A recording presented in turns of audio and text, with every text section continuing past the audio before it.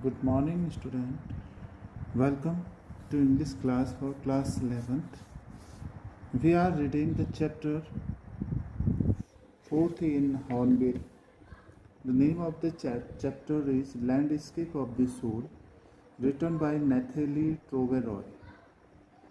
So today we are reading page number 36 and 37 with explanation in Hindi and in English.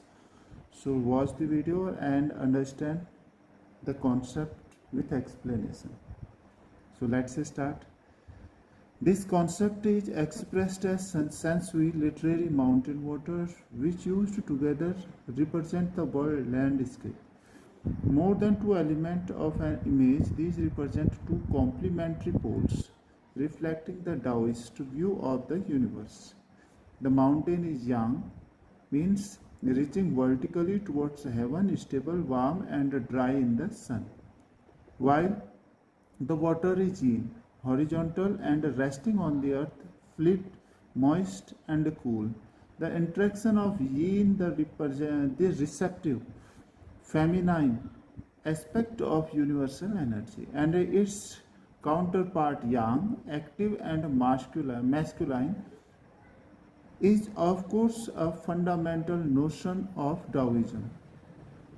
What is often overlooked is an essential third element, the middle void where their interaction takes place. This can be compared with the yogic practice of pranayama, breathe in, retain, breathe out. The suspension of the breath is the void where meditation occurs. The middle void is essential, nothing can happen without it. Hence, the importance of the white, unpainted spaces in Chinese landscape. So, students, here two words that you will have to learn.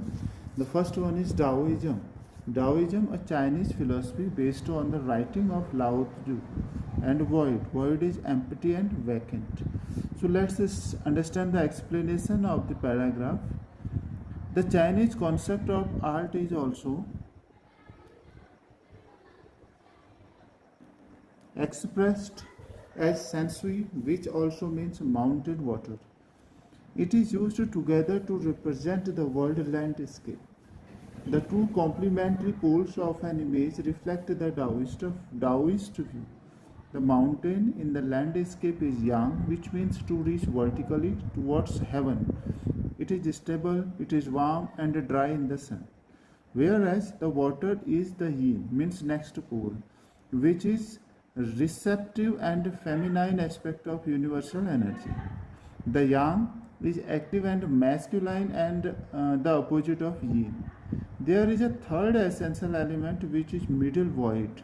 The first one is yang, second is yin, third is middle void. Middle void, which is the place where they interact.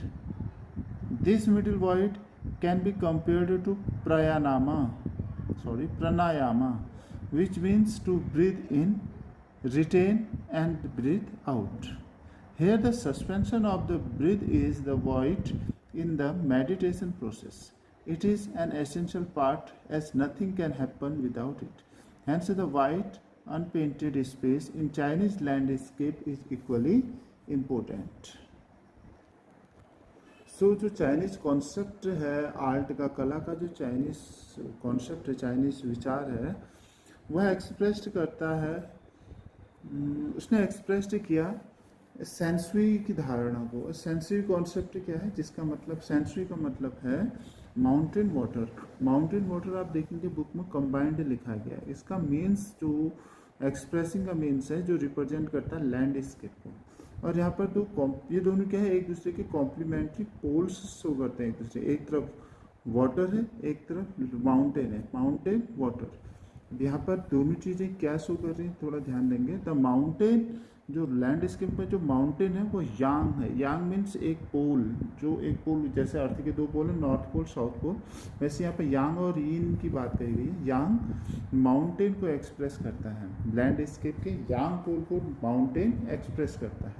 इसका मतलब होता है कि सीधे haven की ओर को stable होना, vertically means ऊपर की ओर को, स्तंभ के रूप में ऊपर की ओर को जाना, जो स्टेबल रहता है, वार्म रहता है और ड्राई रहता है, यानी कि उस सन की थपेड़ों को, गर्मी को झेलता है, ये सब चीज़ें करता है। दूसरा जो वाटर है जो सतह पर बहता है वो यीन है, जिसका मतलब है that is receptive and feminine aspect of universal energy. जो यूनिवर्सल एनर्जी है इसके फेमिनाइन एस्पेक्ट को शो करता है, स्त्री लैंगिकता को शो करता है। और यांग एक एक्टिव और पुरुष लैंगिकता को रिप्रेजेंट करता है, और ये यीन का बिल्कुल अपोजिट होता है। राइटर कह रहा है कि यहाँ पर एक थर्ड भी एक ऐसा एलिमेंट है जो बहुत जरूरी है, इसको हम मिडिल वॉइड कहते हैं।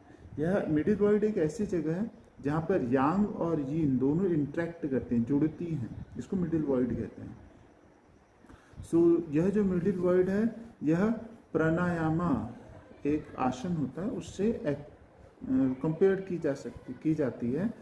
यह प्राणायामा का मतलब क्या होता है, breathe in, retain and breathe out, मतलब सांस लो, थोड़ी देर रोको और फिर सांस को बाहर छोड़ो। तो ब्रीद इन आप यांग समझ लो, रिटेन आप मिडिल वॉइड समझ लो, और ब्रीद आउट क्या है, यीन समझ लो। Here the suspension of the breath is void. तो सस्पेंशन ऑफ द ब्रीथ मतलब जहाँ पर ब्रीथ रुक रही है उसे वॉइड कहेंगे, जैसे वहाँ मिडिल वॉइड था यहाँ पर वॉइड कहते हैं, इस तरह की मेडिटेशन प्रोसेस में। और यह जरूरी हिस्सा होती है, और as nothing can happen without it, इसके बगैर कुछ नहीं हो सकता। अगर हम ब्रीद इन करें, रिटेन करें ही ना, तो ब्रीद आउट होता ही नहीं है, कहने का मतलब यह है। तो इस तरह से जो चाइनीज लैंडस्केप में वाइट और अनपेंटेड स्पेस भी अगर है कहीं पर, तो यह भी उतना ही इम्पोर्टेंट है जितना कि मिडिल वॉइड रहता है, जहाँ पर माउंटेन और वाटर मिलते हैं, जिसको कोई नहीं देखता है, कोई सब इग्नोर करते हैं, उसकी जितनी इम्पोर्टेंस है उतनी वाइट अनपेंटेड स्पेस की चाइनीज लैंडस्केप में होती है। I think you have understood this very well. Next paragraph, this is also where man finds a fundamental role in that space between heaven and earth. He becomes the conduit of communication between both poles of the universe. This presence is essential, even if it is only suggested, far from being lost or oppressed by a lofty peaks. He is in Francois Sang's wonderful expression, the eye of the landscape. So here are some words that we have to learn. That first is conduit. Conduit means a channel or tube, or oppressed means burdened, worried, lofty means tall or high. So let's understand its explanation in English. The middle word is where a man finds an important role. Man is the channel of communication in the space between heaven and earth, which are the two poles of the universe. Man's presence is essential. It is not being lost or suppressed due to high peaks, but he is the eye of the landscape. So this expression has been taken from Francois Sang's expression. चलो इसको हम एक बार हिंदी में भी समझ लेते हैं। जो मिडिल वर्ल्ड है यह एक ऐसी जगह है जहाँ पर इंसान का एक इम्पोर्टेंट रोल होता है, उसको प्रेजेंट करता है। जो मैन है वह एक कम्युनिकेशन का चैनल होता है जो हेवन और अर्थ के बीच में है। हेवन और अर्थ के बीच में जो खाली स्पेस है उसमें कम्युनिकेशन का चैनल जो है वह इंसान है। इंसान का खड़ा है ना, नीचे अर्थ में उसके पैर हैं और आकाश में एयर में उसका सर है, तो वही कम्युनिकेशन का स्पेस है बिटवीन हेवन एंड अर्थ। कहने का मीन्स ये है heaven earth which are the two poles of the universe. और हेवन और अर्थ क्या है, दो पोल्स हैं इस यूनिवर्स के। और मैन प्रेजेंस, मैन की जो इम्पोर्टेंस है वह यहाँ पर जरूरी, उसकी प्रेजेंटेशन यहाँ पर बहुत ज़रूरी बन जाती है।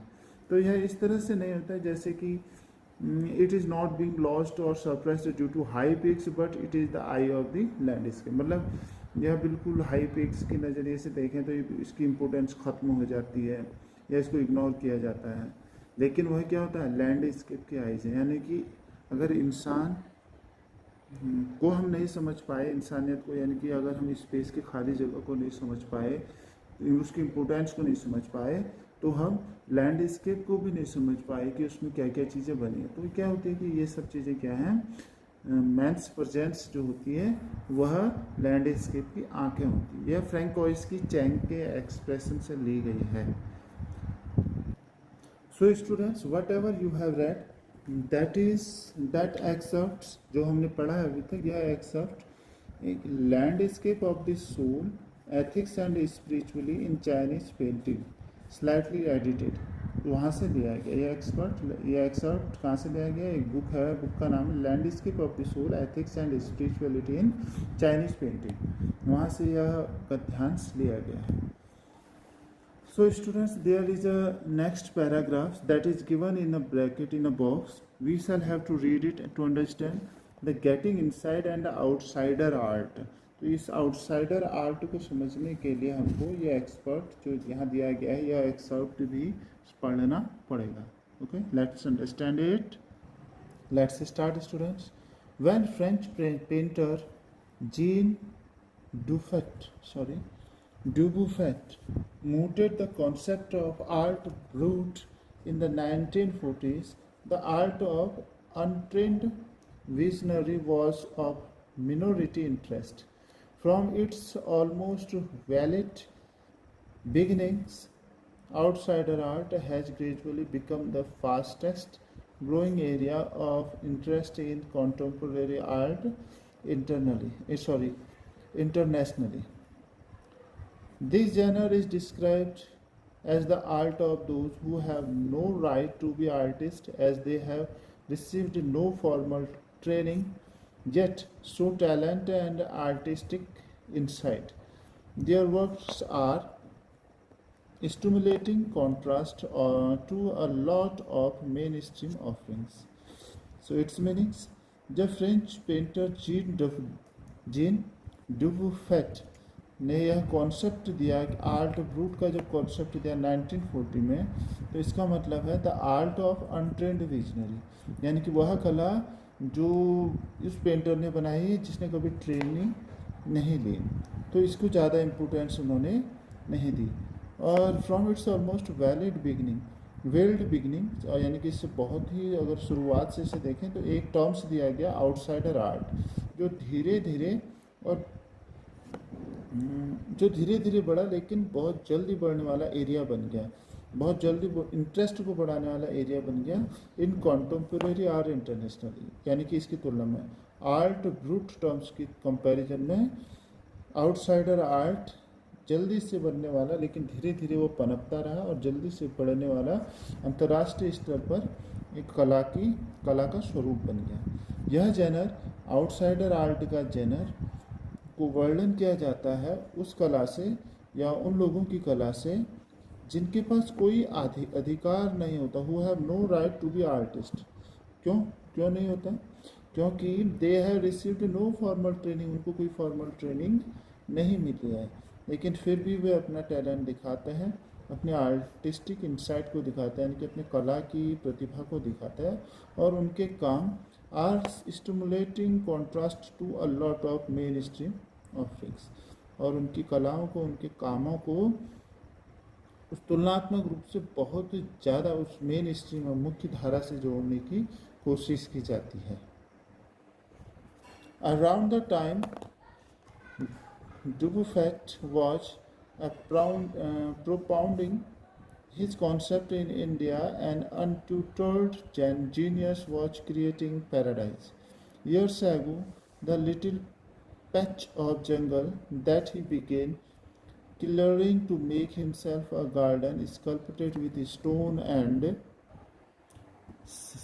recycled material is known to the world today as the rock garden at Chandigarh. So it means, तो जब डुबुफेट ने अपना एक कॉन्सेप्ट दिया, प्रोफाउंड किया था, तो उसके प्रोपाउंडिंग के समय भारत में एक अनट्यूटर्ड जीनियस पैदा हुआ। एक अनट्यूटर्ड जीनियस मीन्स ऐसा जीनियस जिसको कभी ट्रेनिंग नहीं मिली, वह एक पैराडाइज बना रहा था। सालों पहले एक छोटे से जंगल पर, एक पैच ऑफ जंगल में, छोटा सा एक पैच ऑफ जंगल उसने दिया, जंगल का स्वरूप दिया, और वह उसको साफ करने लगा और खुद एक गार्डन उसने स्कल्पटेड किया, बनाया, और वह गार्डन स्टोन का था। पत्थरों का था और रिसाइकल्ड मटेरियल का था। पत्थरों का और रिसाइकल्ड मटेरियल का वह गार्डन बनाया गया था, जिससे संसार में आज रॉक गार्डन के नाम से जाना जाता है, जो चंडीगढ़ में है। So this is the picture that has given here, a rock garden sculpted, so sculpture made of broken bangles by Nek Chand. तो यह स्टोन गार्डन है और टूटे हुए बैंगल्स का यह बनाया गया है, टूटी हुई चूड़ियों से यह रॉक गार्डन बनाया गया है। You can see that is in at Chandigarh. यह कहाँ? चंडीगढ़ में है। You can go wherever you will go, you can see that. This has been made by Nek Chand. Its 80-year-old creator director Nek Chand is now hailed in India's biggest contributor to outsider art. The 50th issue is spring 2005 of Raw Vision, a UK-based magazine pioneered in outsider art publications, features Nek Chand and his rock garden sculpture Women by the Waterfall on its anniversary issues cover. उसके जब 8 साल उस creator के 80 साल के बाद, 80 साल के बाद, जिसका नाम नेक चंद है, जब उसने ये रॉक गार्डन बनाया था, अब इसे इंडिया में सबसे बड़े कंट्रीब्यूटर, आउटसाइडर आर्ट के बहुत बड़े कंट्रीब्यूटर के रूप में देखा जाने लगा है। और 50th इशू स्प्रिंग 2005, यानी कि 2005 के 50th इशू मुद्दे के रूप में, सबसे आगे आने वाले मुद्दे के रूप में, जो रॉ विजन जिसको नाम दिया गया था, और यूके बेस्ड मैगजीन में यह पायनियर यानी कि मुख्य रूप से प्रिंटेड पब्लिकेशंस पर इसके फीचर, नेक चंद के फीचर को दिखाया गया और उसके रॉक गार्डन को दिखाया गया। और बुक का जो यूके बेस्ड रॉ विजन का जो टाइटल दिया गया था, उसमें क्या दिया था? Women by the waterfall. और कब दिया गया? ये उसके एनिवर्सरी पर, इशूज कवर, उस इशू के एनिवर्सरी जब बनाएगी। कौन से इशू के? The 50th issue of raw vision, A UK based magazine. UK में जो मैगजीन थी, यूनाइटेड किंगडम की जो मैगजीन थी, उसके 50th issue based of raw vision के यूके बेस्ड पर जब ये मैगजीन छपी, तो उसमें नेक चंद के गार्डन को प्रिंट किया गया और उसका टाइटल दिया गया women by the waterfall. Remember this. और ये कब, यह इंसिडेंट कब हुआ? इन 2005, spring 2005। Next paragraph. The notion of art brut and raw art was of works that were in their raw state, as regards cultural and artistic influences. Anything and everything from a tin to a sink to a broken down car could be material for a work of art. Something Nek Chand has taken to dizzying heights, recognizing his art as an outstanding testimony of the difference a single man can make when he lives his dream. The Swiss Commission for UNESCO will be honoring him by way of a European expositions of his works. The 5-month interactive show Realm of Nek Chand, beginning October, will be held at leading museum in Switzerland, Belgium, France and Italy. The biggest reward is walking through the garden and seeing people enjoy my creation, Nek Chand says. So let's try to understand the meaning in Hindi. So जो notion दिया गया, जो विचार दिए गए art brute और raw art के बारे में, यह वो काम थे जो रॉ स्टेट पर चल रहे थे और जिनको कल्चरल और आर्टिस्टिक प्रभावों का, जिनको सांस्कृतिक और कलात्मक प्रभावों के रूप में देखा जा रहा था। तो कुछ भी चीज़ और कोई भी चीज़ जो टिन की हो, सिंक से बनी हो, या फिर ब्रोकन टूटी हुई कार से बनाई गई, ये सब क्या थे? मटेरियल ही थे। और ये सब काय के मटेरियल थे? वर्क ऑफ आर्ट, यानी कि काम करने, कला बनाने के काम आने वाले मटेरियल थे। तो something Nek Chand has taken dizzying heights, यानी कि जैसा नेक चंद ने कुछ काम किया, वैसे ही नेक चंद को देख करके कुछ काम किया जा सकता है इनके ऊपर को।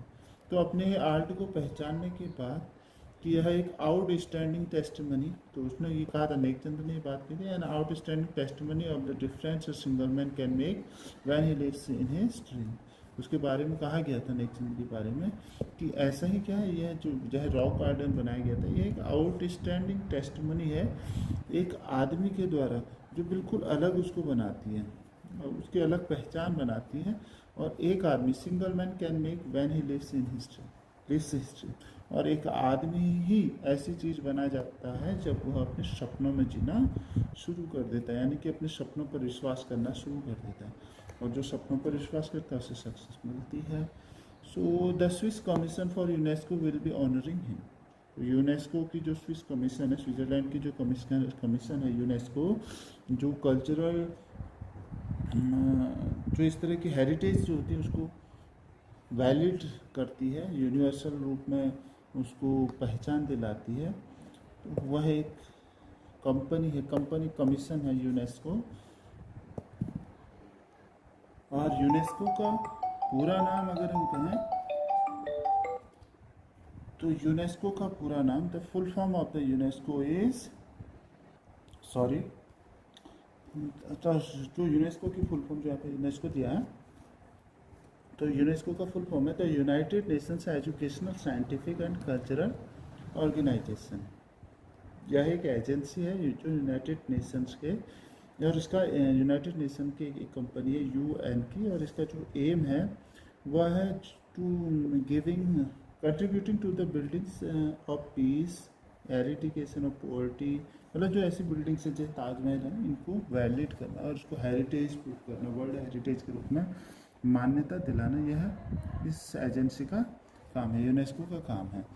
तो the Swiss commission UNESCO will be honouring him, किसको, नेकचंद को ऑनरिंग करनी चाहेगी by way of the European exposition of his work, किसके लिए, उसकी वर्क के लिए जो उसने रॉक गार्डन बनाया था उसके लिए। और 5 महीने के इंटरेक्टिव शो के बाद रियल्म ऑफ नेकचंद, यह एक टाइटल है, एक प्रोग्राम का टाइटल है रियल्म ऑफ नेकचंद। 5 महीने के इंटरेक्टिव शो जो किया गया रियल्म ऑफ नेकचंद, उसके बाद beginning October will be held a leading museum in Switzerland, Belgium, France and Italy. तो स्विट्जरलैंड में, बेल्जियम में, फ्रांस, इटली में यह एक लीडिंग म्यूजियम के रूप में अक्टूबर में यह लीडिंग म्यूजियम के रूप में रखा जाएगा।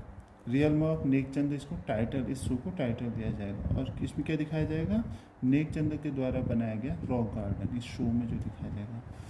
तो इस तरह से तो नेकचंद ने यहाँ पर कुछ बात कही है, वो कहते हैं कि the biggest reward is walking through the garden and seeing people enjoy my creation. तो मेरे लिए तो सबसे बड़ा रिवॉर्ड, मुझे और कोई रिवॉर्ड नहीं चाहिए, जो मेरे लिए सबसे बड़ा रिवॉर्ड यह है जो मेरे पास चल कर आ रहा है मेरे गार्डन से, मैंने जो बगीचा बनाया उससे, और लोग इस क्रिएशन को देख रहे हैं, मेरे क्रिएशन को देख रहे हैं और इन्जॉय कर रहे हैं, इससे मुझे भी खुशी हो रही है।